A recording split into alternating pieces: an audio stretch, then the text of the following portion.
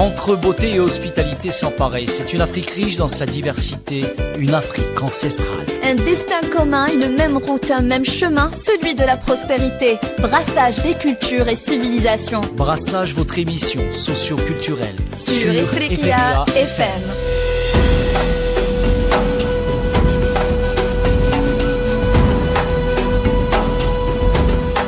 Bonjour l'Afrique, bonjour à tous nos auditeurs, bienvenue dans un nouveau numéro de Brassage. L'émission qui vous emmène au cœur des cultures africaines. Brassage, animé par Rania Aitrassi et réalisé par Hassiba Djebloun. Aujourd'hui, nous allons explorer un petit pays au grand charme, niché à l'extrémité de la corne de l'Afrique, situé entre la mer Rouge et le golfe d'Aden. Ce territoire stratégique et fascinant est encore largement méconnu du grand public. Prêt à découvrir ces mystères et ces merveilles, accrochez-vous car notre voyage nous conduira à la rencontre des paysages époustouflants et des traditions uniques de Djibouti. Pour nous guider dans cette exploration, j'ai le plaisir d'avoir avec moi 3 chroniqueurs passionnés pour nous offrir un aperçu détaillé de ce pays fascinant. Bonjour à Alamine Mahamat du Cameroun. Bonjour Ania, bonjour chers auditeurs.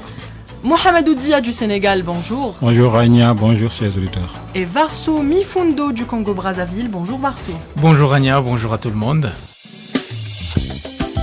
Entre beauté et hospitalité sans pareil, c'est une Afrique riche dans sa diversité, une Afrique ancestrale. Un destin commun, une même route, un même chemin, celui de la prospérité. Brassage des cultures et civilisations. Brassage, votre émission socio-culturelle sur Ifriqiya FM.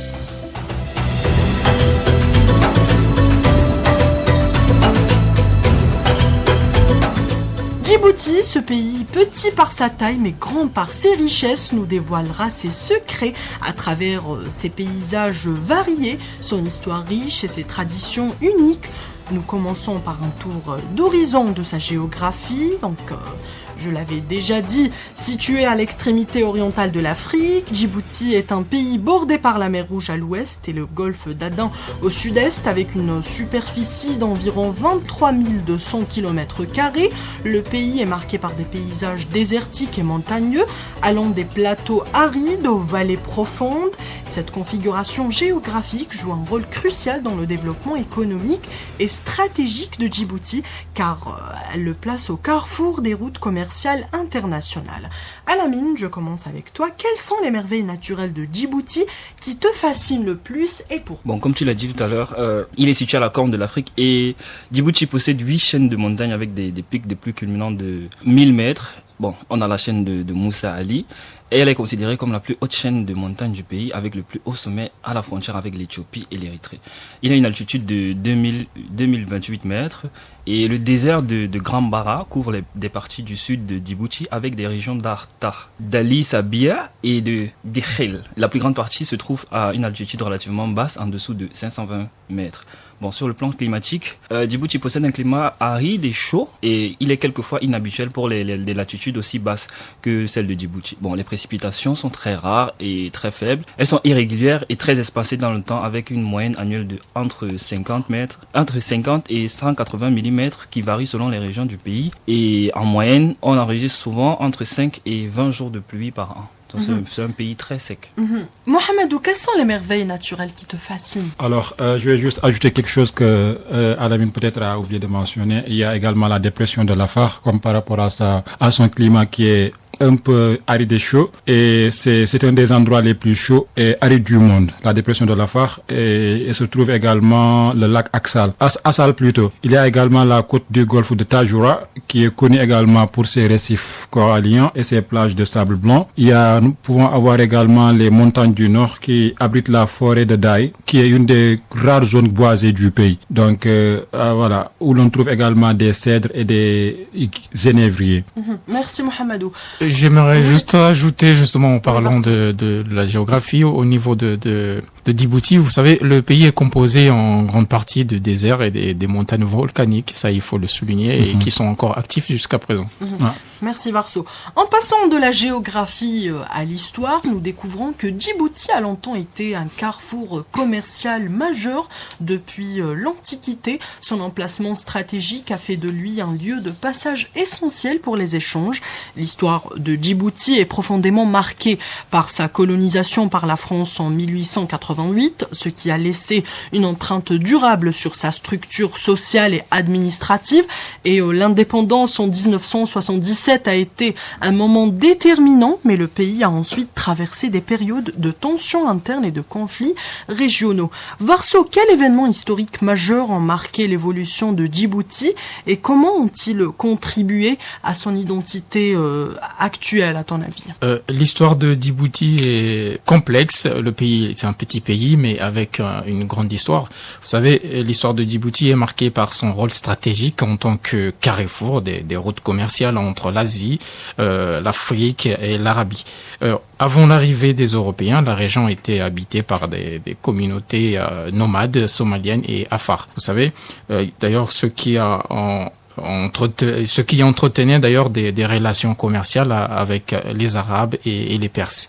Au 19e siècle, la France établit un protectorat sur la région, marquant ainsi le début de la colonisation. En 1888, la ville de Djibouti est fondée et devient la capitale de Djibouti, connue sous le nom au départ de côte française des Somalies. Et en 1967, la colonie est rebaptisée territoire français des Afars et des Issa, qui sont principalement des peuples dominants à Djibouti. Et donc, ces deux ethnies du pays ont bien entendu ont évolué. Aujourd'hui, Djibouti a obtenu finalement son indépendance le 27 juin 1977, devenant la République de Djibouti. Depuis l'indépendance, Djibouti a connu des périodes, vous avez cité tout à l'heure, des périodes d'instabilité politique et de stabilité également. Aujourd'hui, Djibouti, c'est un pays qui est calme, politiquement parlant,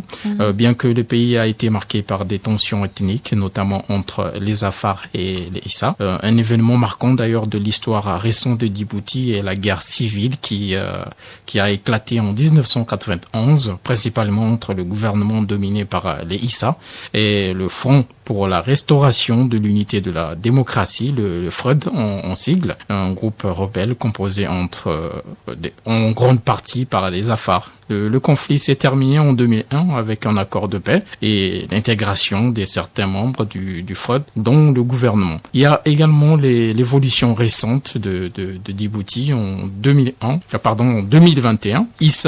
Ismaël Omar Guelleh est réélu pour un 5e mandat, qui est d'ailleurs toujours en exercice actuellement.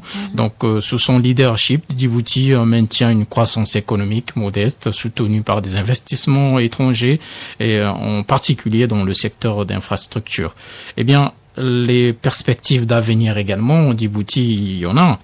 En 2020, Djibouti a continué de jouer un rôle clé dans la géopolitique régionale en tant que base militaire pour plusieurs nations ou hub logistique pour le commerce international. Le pays est également confronté à des défis liés à la diversification de son économie, à l'amélioration des conditions de vie et sa population et la gestion des tensions internes. Merci Varso. Mohamedou. Pratiquement Varso a tout dit. Djibouti, c'est une ville cosmopolite, donc qui était sous la domination d'abord des sultanats, comme il l'a mentionné. Donc c'est toujours une jonction entre l'Afrique, le Moyen-Orient et l'Asie. Et dernièrement, la Chine a installé sa base militaire à Djibouti. Et ce qui justifie cela, ils disent que c'est pour surveiller leurs navires qui sont sur les côtes. Donc, c'est un point vraiment focal.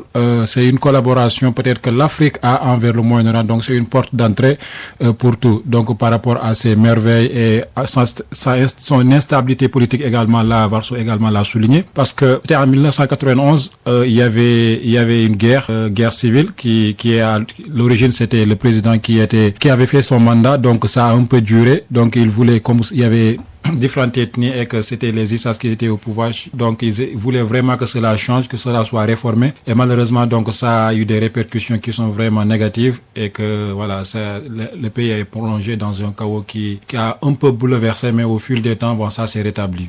L'histoire de Djibouti est liée à sa diversité démographique avec une population d'environ 1 million d'habitants. Le pays est principalement composé de 2 groupes ethniques et cette diversité enrichit la société djiboutienne et influence les dynamiques sociales et culturelles. Les interactions entre ces groupes contribuent à une mosaïque culturelle unique marquée par une coexistence harmonieuse et des pratiques traditionnelles partagées. N'est-ce pas, Alamine? Bien évidemment, Djibouti était d'abord un tout petit pays, comme on l'a su bien mentionner. Comme il est situé dans la Corne de l'Afrique avec des populations d'environ 1 million d'habitants, la population est composée principalement de 2 groupes ethniques, comme tu l'as dit. Les 2 groupes sont les Issa, qui est une branche des Somaliens et les Afars. Les Issa sont majoritairement représentés et ils représentent environ 60% de la population, tandis que les Afars, eux, ils constituent environ 35% de cette population. Bon, le reste de la population est composé de petites communautés arabes, françaises et éthiopiennes, avec d'autres petits groupes ethniques. Concernant les langues, le français et l'arabe sont les langues officielles du pays, mais le somali et l'afar sont largement parlés en tant que langue maternelle pour les 2 principales ethnies du pays. Bon, le français est également utilisé dans l'administration et l'éducation et les médias également. Bon, l'arabe, bien que moins parlé couramment, mais il est aussi parlé au quotidien et il est utilisé dans les pratiques religieuses et a une influence culturelle très importante. Bon, Djibouti est certes un pays multilingue et la plupart des habitants parlent plusieurs langues en fonction de leur origine, leur ethnie et leur éducation. Les langues locales. Les langues locales, l'afar et le somali, qui sont influencés par... Bon, généralement, je dirais qu'ils parlent beaucoup plus français et arabe, mais entre eux, ils parlent leur langue maternelle. Bon, la culture est, comme tu l'as dit, c'est un mélange fascinant et il a été influencé par beaucoup de petits groupes arabes, français, éthiopiens, somaliens. Puisque Djibouti a été un carrefour, le fait d'être un carrefour montre vraiment l'influence des autres ethnies ou groupes de population qui sont passés dans la zone. Comme culture principale, ils ont le nomadisme. Historiquement, ils étaient des nomades, mais au fur et à mesure du temps, ils ont commencé à se sédentariser. Les Issa et les Afars étaient des peuples nomades. Et bien que ils se sont sédentarisés, les traditions nomades restent importantes, surtout dans les régions rurales. Bon, cette tradition comporte des pratiques liées à l'élevage du bétail, ainsi qu'un mode de vie d'hospitalité et de solidarité communautaire envers les autres.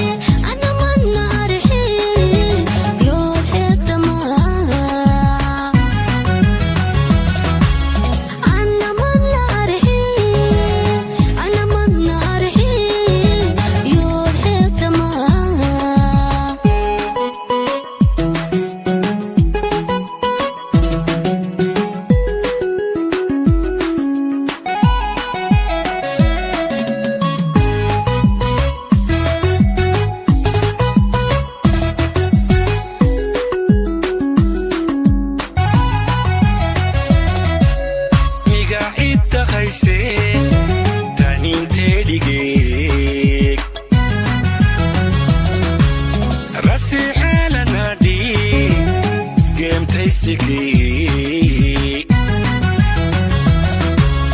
nado kak dagai umam tedige atuma arinto tukak tedige ma hakaktaka kama ma hakaktaka kama ma hadaya baku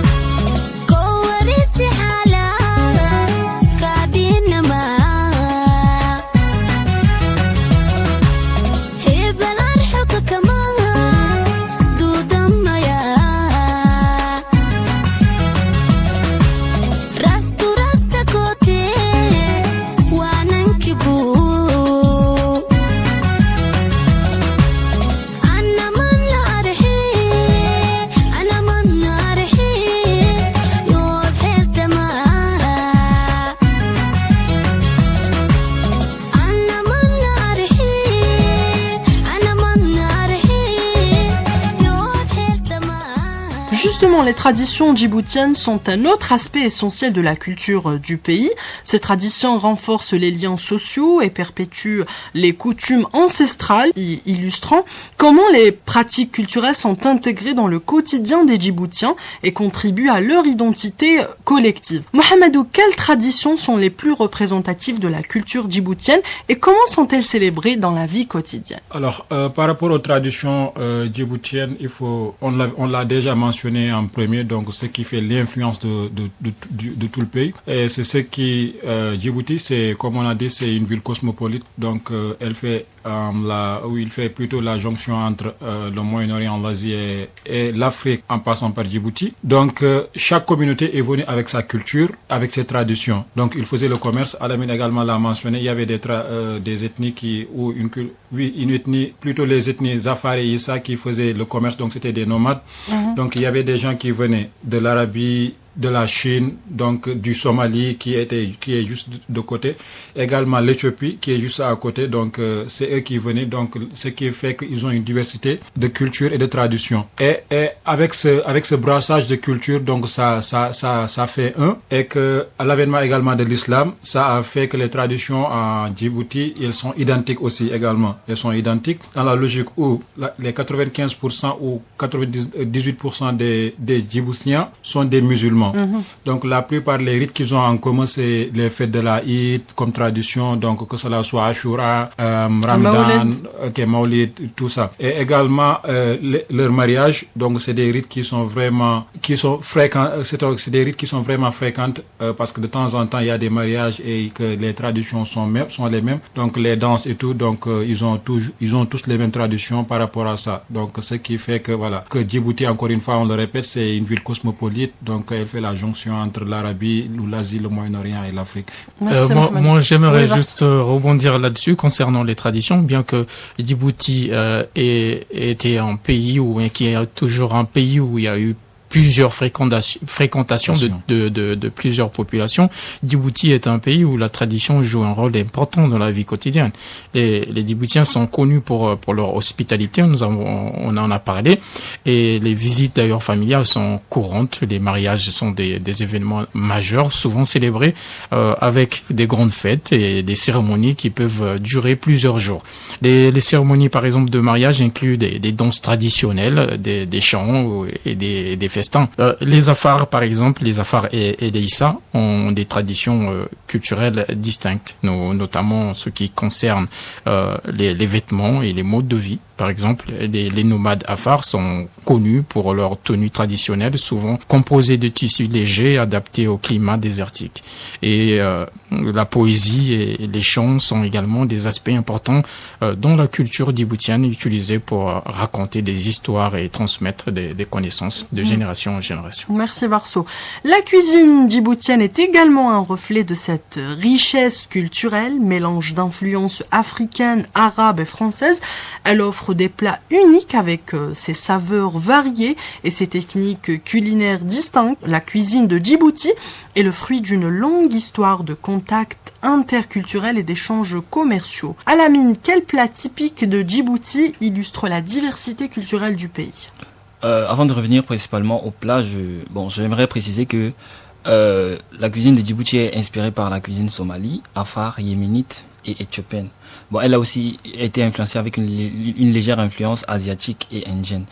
Les repas sont généralement halal et une partie de la cuisine de Djibouti est composée de fruits de mer frais et de viande. Un des plats les plus populaires de Djibouti est le fafa, qui est une soupe de bœuf épicée. Mais le goût de la viande et du poisson rendent ce plat un peu inaccessible à la partie la plus pauvre de la population. Bon, à Djibouti, le petit déjeuner est un repas important pour eux. Et ils commencent souvent la journée avec du thé, un plat qui ressemble à une crêpe, ils l'appellent le laho, et il peut aussi être mangé avec un ragoût ou une soupe au petit déjeuner. Le laho, je pense, c'est comme le kisra algérien. Ouais, c'est une sorte de crêpe, ouais. Ou une galette. Kisra, c'est une galette. Oui, c'est comme le kisra algérien. Moi, j'ai vu, c'est comme... Mais on parle de kisra, la kisra, elle est dure, mais par contre, le laho, il est comme ça dépend également. Il est comme du pain. Voilà, c'est spongieux. Comme une crêpe. Voilà, comme une crêpe. Ça dépend des kisra. Mais non, en parlant de kisra, c'est une galette. C'est une galette, c'est pas. Donc il l'a mentionné. Donc c'est pas. Mais bon. Bon, le laho, il est comparable à l'injera éthiopien. Tout à l'heure, je parlais de l'influence de l'Éthiopie. Il est plus petit et plus mince que l'injera éthiopien. Bon, au déjeuner, il l'appelle hadda et le dîner, il l'appelle kasha. Mais c'est racha. Il est souvent constitué d'un plat principal qui est une soupe, il l'appelle marak, dont il existe de nombreuses variantes et des saveurs. Bon, le riz est habituellement servi au déjeuner, accompagné de la viande ou de bananes plantains. Dans la ville de Djibouti, le steak et le poisson sont largement consommés et les pâtes qu'ils appellent basto, sont souvent présentées avec un accompagnement en sauce plus lourde que la sauce des pâtes italiennes. En fait, en parlant de nourriture, ça me donne un peu l'eau à la bouche. Ils ont également des viandes grillées, souvent consommées avec des pâtes. Et la cuisine djiboutienne, elle est généralement préparée en utilisant beaucoup d'épices allant du safran, la cannelle. Et elle montre les traces de l'influence arabe et indienne. Comme collation, je peux ajouter quelques plats, comme le fafa, tout à l'heure j'en ai parlé. Yetakelt, c'est un ragoût de légumes épicés en mélange. Et les plats, il y a d'autres plats également plus populaires comme les lentilles, le riz, sont généralement assaisonnés avec le berbéré. Je sais pas comment, c'est un mélange d'épices spécial pour Djibouti, ils appellent ça berbéré. Ou du nité, c'est également une épice, c'est plutôt un beurre de clarifié épicé. Je sais pas comment l'expliquer, mais c'est un beurre qui est épicé. Un beurre épicé qu'on utilise pour assaisonner le riz ou les lentilles. Comme dessert ou collation, on a les samoussas, qui sont différents des samoussas. C'est la version somalienne des samoussas. Et ils sont fréquemment consommés à Djibouti au cours du Ramadan lors des repas de l'iftar. Il y a également la variante locale est très épicée. Leurs samoussas sont très très épicés comparés aux samoussas normaux parce qu'ils mettent du piment vert à l'intérieur. Et l'ingrédient principal est souvent la viande de chèvre ou de poisson. Le xalao ou le xalawa, c'est un dessert. Bon, ils le prononcent halaou ou halawa. Il y a aussi le halva qui sont des confiseries populaires servies à quelques occasions spéciales, une sorte de bonbons. On a également le garoubé qui est une bouillie d'avoine et c'est l'un des plats de base de Djibouti. Il est préparé en trempant de l'avoine dans du lait parfumé, de graines de cumin ou du cumin en poudre. Les fruits tels que la mangue, la goyave et la banane, ils appellent la banane mou, sont consommés tout au long de la journée lors des collations. Merci Alamine.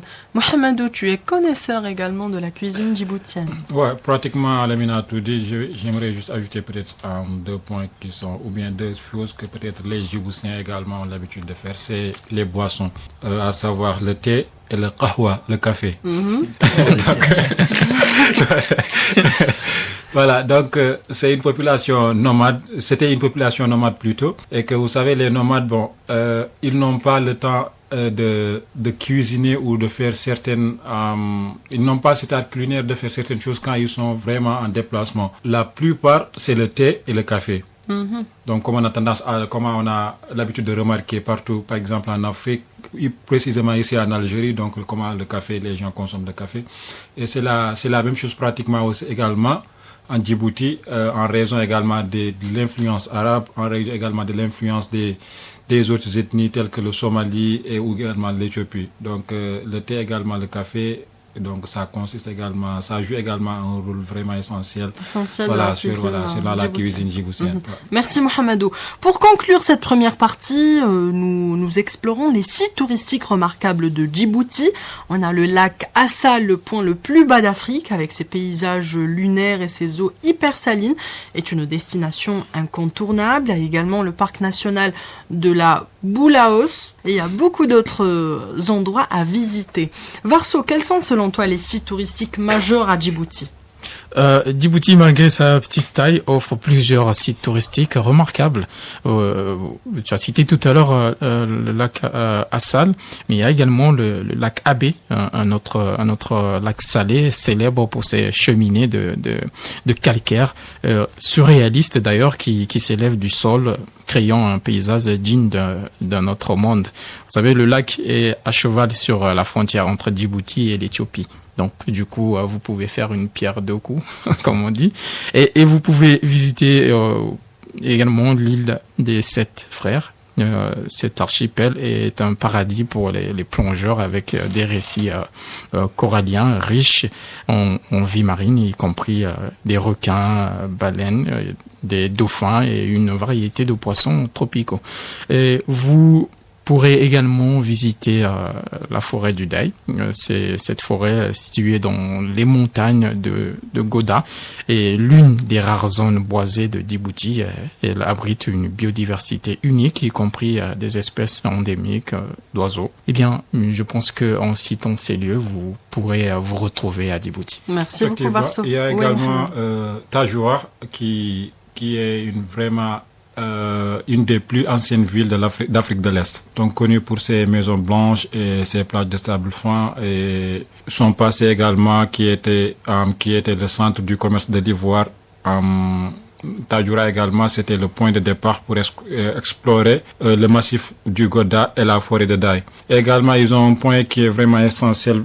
Moi, je trouve que c'est un point essentiel ils ont une île volcanique. Donc, l'île volcanique, en raison vraiment de la petitesse de Djibouti, cette île volcanique peut-être en éruption, permettra également aux Djiboutiens de gagner encore beaucoup plus de surface, beaucoup plus de périmètre par rapport à leur superficie actuelle. Et l'île se trouve juste entre le Yémen, au niveau du Golfe, c'est juste entre le Yémen et la Corne. Donc c'est également un point essentiel. Il y a d'habitude, les gens font une plongée là-bas, mais ça se fait rare parce que encore une fois, c'est une ville, donc c'est une île plutôt, c'est une île volcanique.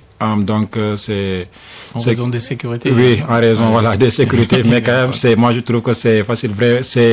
Ça serait vraiment passionnant, impressionnant à visiter ça. Pour essayer de découvrir. Parce que perso, j'ai jamais vu une île volcanique. Donc, ce serait vraiment une expérience de visiter. Merci, Mohamedou. Alamine, un dernier mot. Un dernier mot. Oui. J'ajoutais un dernier truc avant de dire mon dernier mot. Tout à l'heure, Mohamedou a mentionné le Tadjoura. À l'extrême pointe du golfe de Tadjoura, on a le gobet de Al-Kharab, qui est une anse magnifique et elle est dominée par une île qu'on appelle l'île du Diable. Et sur cette île, il y a un dôme impressionnant qui a jailli au milieu de la baie lors des mouvements tectoniques liés à la formation du rift de Assal. Et sous ce dôme, dominerait un gouffre qu'on appelle le gouffre des démons. C'est une sorte de antre où des créatures marines monstrueuses qui, à l'instar des sirènes, ça sont les mythes et le folklore de Djibouti, les sirènes, elles tireraient les marins comme dans les contes et légendes de la mythologie grecque.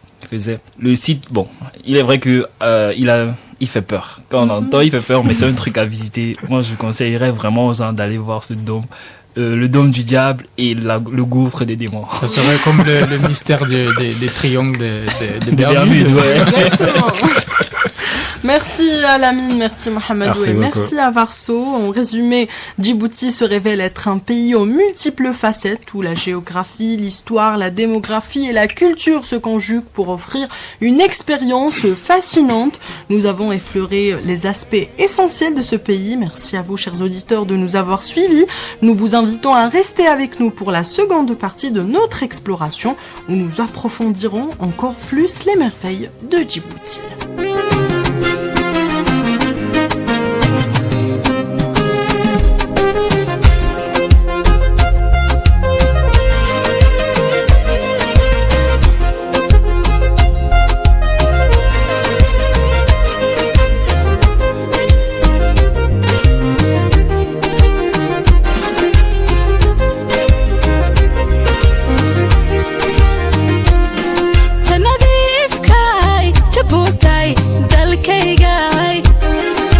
jamhuuriyadayda bilan jabuutay dalkaygay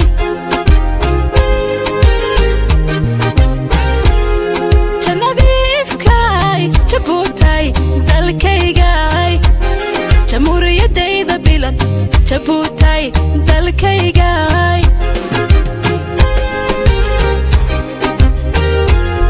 jawiga noloshay jeegaan midnimoy jawiga noloshay jeegaan midnimoy waligiinba jira jabuuti ku jooga wanaag jabuuti cadowgiin ha jabo jabuuti oo marjiilaa la baxo jabuuti waligiinba jira jabuuti ku jooga wanaag jabuuti cadowgiin ha jabo jabuuti oo marjiilaa la baxo jabuuti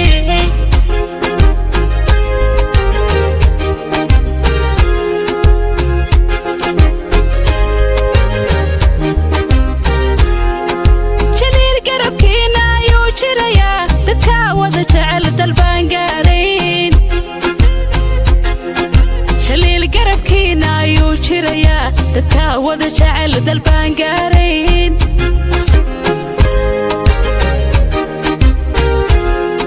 jabuutay horumarkaaga jaliil baa mahad u yeeshay madaxda jirisaa ammaan leh dowladda sambaa jidayn leh jihaysi dantaa cisayn leh oo shacabka jecel baa mudnaan leh madaxda jirisaa ammaan leh dowladda sambaa jidayn leh jihaysi dantaa cisayn leh oo shacabka jecel baa mudnaan leh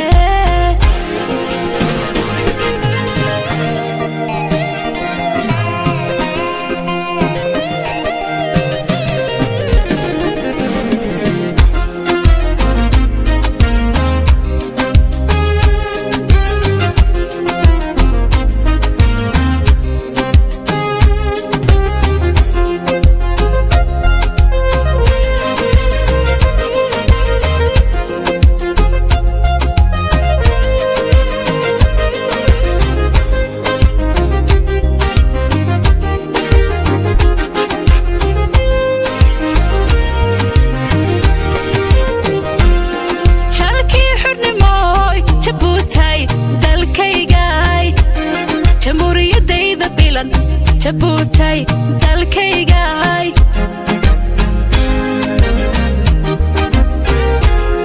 jalkii xurnimooy jabuutay dalkaygay jamhuuriyadayda bilan jabuutay dalkaygay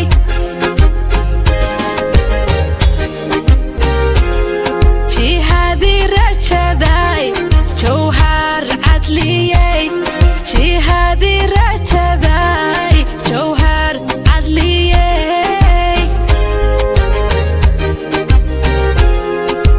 jibbaan kuu qabaa jabuuti iyo jacaylaan dhammaan jabuuti bogaygaad ku taal jabuuti maankaa kula jiraa jabuuti jibbaan kuu qabaa jabuuti iyo jacaylaan dhammaan jabuuti bogaygaad ku taal jabuuti maankaa kula jiraa jabuuti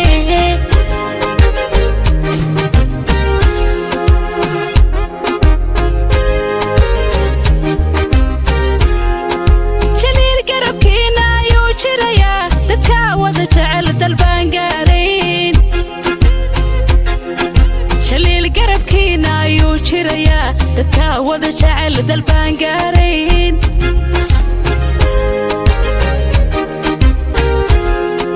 jabuutay horumarkaaga jaliil baa mahad u yeeshay madaxda jirisaa ammaan leh dowladda sambaa jidayn leh jihaysi dantaa cisayn leh oo shacabka jecel